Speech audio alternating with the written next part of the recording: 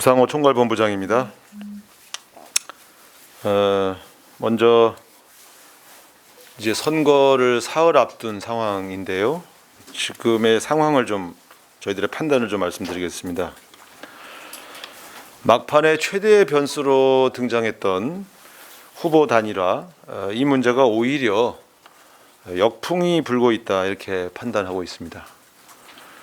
원래 후보 단일화를 하게 되면 두 후보의 지지층이 결집하고 그리고 부동층까지 올라타면서 상당한 차이로 두 후보 간의 격차를 벌어지게 하는 것이 목적일 텐데 결과적으로는 그렇게 나타나고 있지 않다.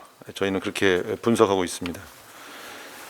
그 근거로 일단 안철수 후보의 지지층이 반발하고 있는 측면, 또 중도 부동층에서 이 후보 단일화를 부정적으로 판단하고 있는 그러한 양상들, 그리고 오히려 이재명 후보 지지층이 결집하고 있는 이런 측면들이 후보 단일화가 얻으려고 하는 효과를 반감시키거나 오히려 이재명 후보에게 유리한 국면이 형성되고 있다 이렇게 보고 있습니다.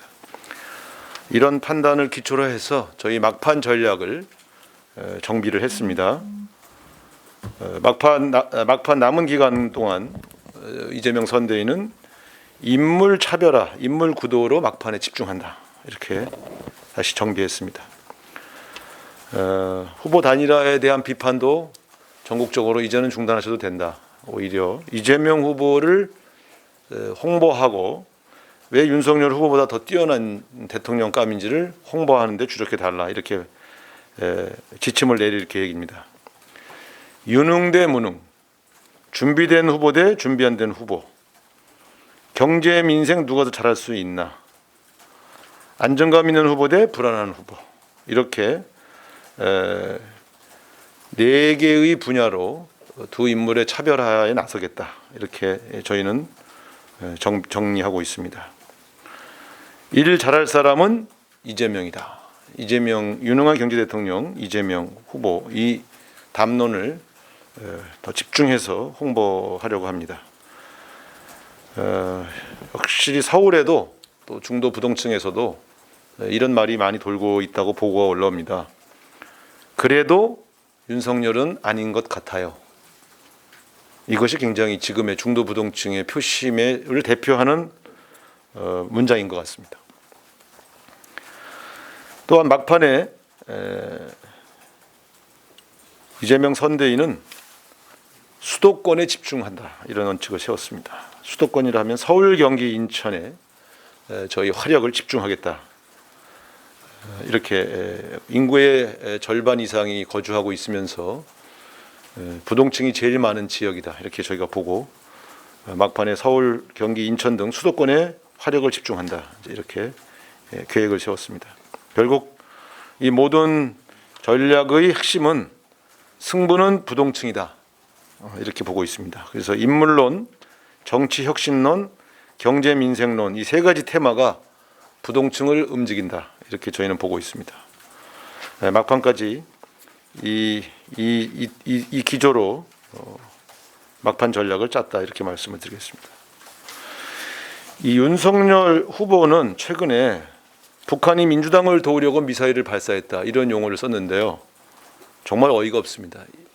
북한의 미사일 발사의 문제를 선거와 관련해서 이해하시는 분이 대통령이 된다면 과연 북핵 문제나 북한 미사일 문제에 제대로 대처할 수 있겠나 할 정도로 우려가 되는 그러한 발언이었습니다.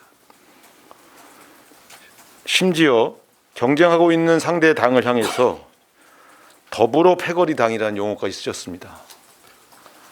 후보와 후보 선대위가 직접적으로 이렇게 표현하는 것은 유례 없는 격렬한 언사입니다.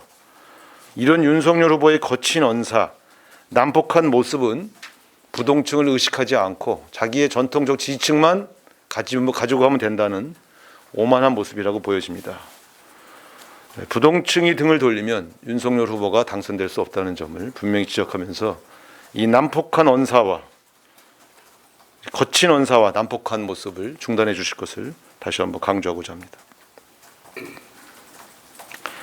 선관위 문제는 이미 여러 저희 당의 지도급 인사들이 지적했기 때문에 말씀을 좀 안 드리도록 하겠습니다. 질문 있으시면 질문을 받겠습니다. 네. 뒤에 분 먼저. 예.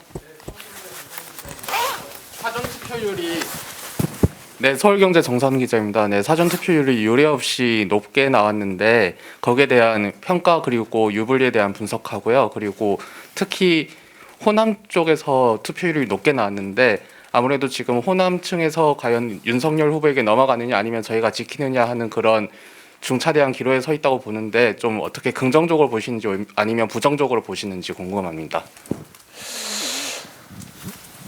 일단 사전 투표에서 경향적으로 더불어민주당의 당원이나 지지자들이 더 사전 투표를 선호하는 양상은 오랫동안 확인돼 왔기 때문에 경향적으로 더불어민주당 지지층이 더 많이 투표했을 것이다라고는 분석이 됩니다. 그러나 유례 없이 높은 사전 투표율은 윤석열 후보 측의 동료도 영향을 미쳤기 때문에 높은 사전 투표율이 곧 더불어민주당에게 완전히 유리한 국면이다 이렇게 해석하는 것은 조금 과도하다 이렇게 보여집니다. 호남에서의 높은 사전 투표율이 이재명 후보에게 유리하지 않냐 이런 분석도 있을 수 있습니다만 그럼 역으로 강원도와 영남 지역에서의 높은 투표율은 무엇으로 얘기할 거냐 하는 정면에서 이것은 양쪽이 지지층이 총 결집하고 있다는 것을 보여주는 정도의 지표 아니겠느냐 이렇게 보여집니다. 호남에 대한 이준석 대표의 말씀은 아마 투표가 다 끝나고 나면 얼마나 허황된 이야기였는지 확인될 겁니다. 이재명 후보가 대구 경북에서도 30%도 아직 제대로 얻지 못하고 있는 상황에서 윤석열 후보가 호남에서 30% 득표할 거라고 하는 이야기는 저는 되게 허황된 얘기고 공당의 대표가 이렇게 허황된 이야기로 국민들을 현혹하는 발언을 하는 것은 대단히 부적절하다. 국민들이 바보가 아니다. 이런 말씀 드리고 싶습니다. 심지어 어디 가서 지금 10%, 12% 차이로 이긴다. 이런 얘기도 하셨다는데 객관적 수치를 이야기할 때는 근거를 제시해야 되는데 그냥 본인의 감으로 그렇게 말씀하고 다니시는 것도 역시 정치 선동이다. 국민들은 바보가 아니다는 말을 한 번 더 드리고 싶습니다. 적어도 지금까지의 각 여론조사 기관의 지표 발표나 지난 이틀간 있었던 사전투표장에서의 여러 현황들을 보실 때 어떻게 10% 이긴다는 말을 할 수 있는지 조금 제가 어이가 없었다 이렇게 말씀을 드리겠습니다. 네, 다음 질문 받겠습니다. 네, 이 기자님.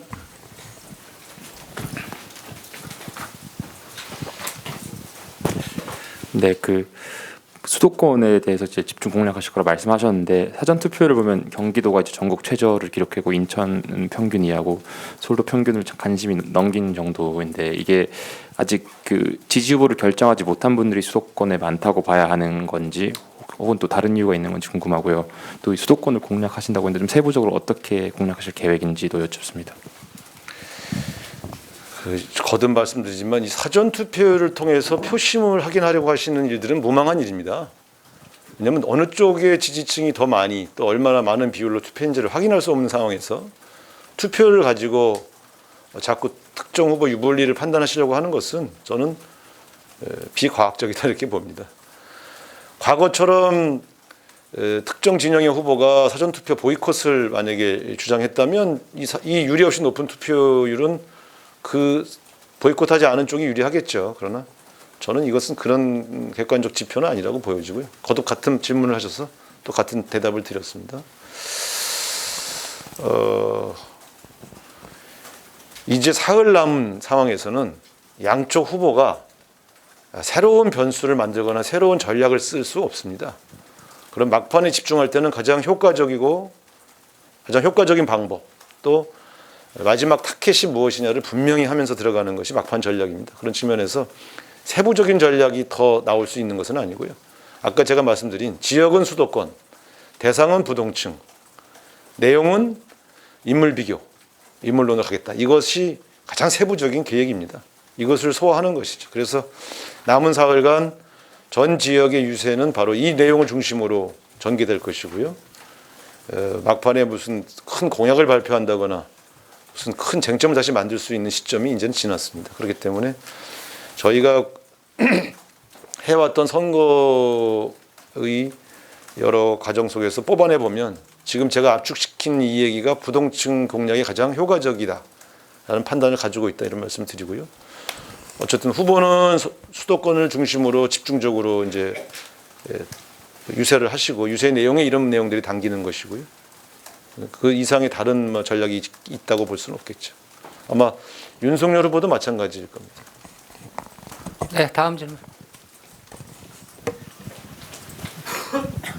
네, 저 서울경제신문 주재영 기자입니다. 예전에 그 3035 주부층이랑 20대 남성이 부동층이 핵심이고 그리고 이제 2030 여성표도 끌어와야 된다는 식으로 여러 번 말씀 주셨는데 지금 그쪽에서 그런 변화가 좀 관측되고 있는지 일단 첫 번째로 궁금하고요. 그리고 오늘 송영길 대표가 오후에 에너지 전략, 에너지 전환 관련해서도 뭐 하나 발표하신다고 하는데 이전에 부동산 관련 발표들은 중도 공략, 수도권 공략으로 이해가 되는데 이것도 그런 차원에서 하시는 건지 좀 궁금합니다. 지금 우리가 진행하는 모든 담론, 모든 활동은 결국 중도 부동층을 집중적으로 공략하는 모든 전략하에서 배치되었다 이렇게 다시 말씀드리고요. 사실 선거가 처음 시작되었을 때 이재명 선대위를 가장 애태웠던 층이 바로 20대, 그다음에 30, 40대 여성층이었습니다. 그것은 제가 반복해서 말씀드렸는데 최근 4, 5일 사이에 이쪽에서 변화의 조짐들이 읽혀집니다. 그래서 여성 커뮤니티를 중심으로 해서 그래도 윤석열은 아니지 않나. 아까 사실 제가 읽어드린 말은 바로 여성 커뮤니티에서 나온 것을 제가 그대로 읽어드린 것이고요. 또 20대 남성들 속에서도 최근에 단일화가 무산된 이후에 안철수 후보 지지층을 중심으로 해서 20대 남성들, 30대 남성들에서도 안철수 후보를 지지하려고 했는데 이건 정말 이해할 수 없는 단일화다라고 하는 반응들이 오면서 이재명 후보 쪽으로 넘어오는 양상들이 저희가 확인이 됩니다. 그리고 저희 당원들 중심으로 해서도 쭉 올라오는 얘기가 아들, 딸들이 잘 말을 안 들었었는데 최근에 이재명 찍겠다라는 이야기들을 계속 지속적으로 하고 있다. 이런 것들도 확인이 되고 있는 걸 보면 중도 부동층을 향한 한 20여일간의 저희의 집중적인 설득과 노력이 이 두 후보의 단일화와 맞물리면서 효과를 보고 있다. 이렇게 저희는 보고 있습니다. 네, 다음 질문 없으시면 마치겠습니다. 네, 감사합니다. 고맙습니다.